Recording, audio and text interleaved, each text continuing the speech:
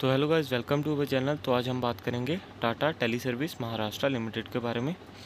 ये टाटा ग्रुप की एक कंपनी है, टेलीकॉम सेक्टर से बिलोंग करती है। ज़्यादा भाई इसका काम गोवा और महाराष्ट्र में ही है। ठीक है, तो हम इसके सबसे पहले फंडामेंटल चेक करते हैं।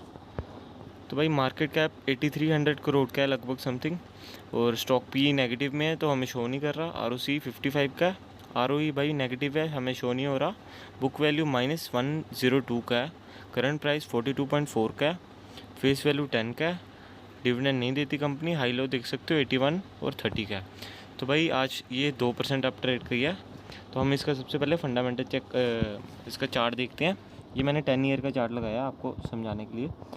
तो भाई ये 2017 से देख लो, मैं 10 साल का लगाया, और भी लगा सकता हूँ, मैक्स देख लो। ठीक है, 2006 से ये कंपनी है, और भाई 2017 से लेके 2020 तक ये 2 रुपये 3 रुपये पे ट्रेड कर रही थी।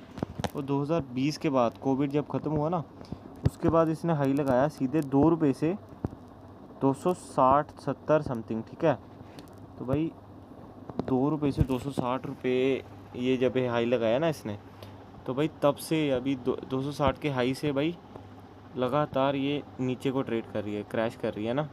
50 रुपये, 260 से 50 आ गई फिर से। और भाई हम इसके पहले ना प्रॉफिट एंड लॉस क्वार्टर देखते हैं पहले। तो भाई सेल्स इसकी देखोगे, सेल्स 2023 में भी 280 करोड़ थी, और 2026 में भी 280-90 करोड़ है ना। एक्सपेंसिस देखोगे इसके, तो वो 150 करोड़ से 132 करोड़ लगभग बराबर ही चल रहे हैं। ऑपरेटिंग प्रॉफिट मार्जिन भी अटका पड़ा हुआ है इनका, 130 करोड़ है, अभी 160 करोड़ है ना, ज़्यादा बड़ा नहीं है। OPM देखोगे 55 तक है ना। अदर इनकम भी नेगेटिव में ही है। ठीक है, इंटरेस्ट भाई इसका इंटरेस्ट देखो कितना बढ़ रहा है ना। ये देखो 2023 में 350 करोड़, 400 400 400 400 400 है ना, 400।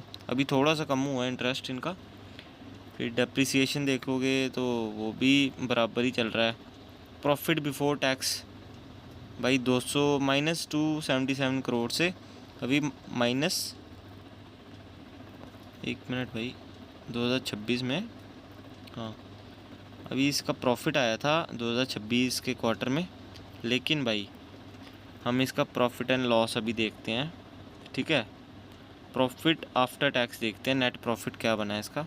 तो नेट प्रॉफिट देखोगे भाई -350 करोड़ से -200, मतलब कि हर साल ये कंपनी 1000 से 2000 करोड़ लॉस ही कर रही है।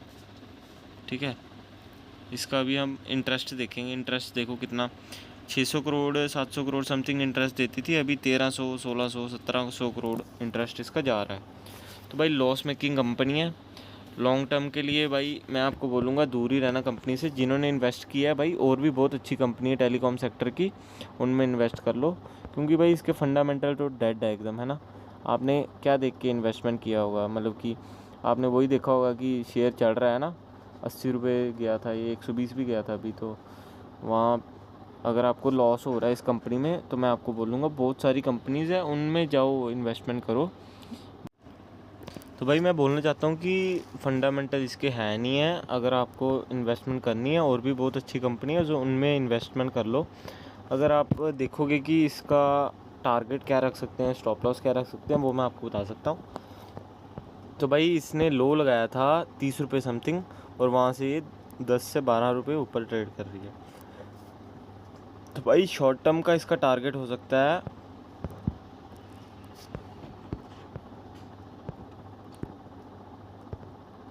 56 रुपीज़, हाइयर साइड में जाओगे, और भाई 47 48 और 45 शॉर्ट टर्म के टारगेट आप देख सकते हो। स्टॉप लॉस भाई होगा 36 रुपीज़ समथिंग, स्टॉप लॉस लगा लेना आप।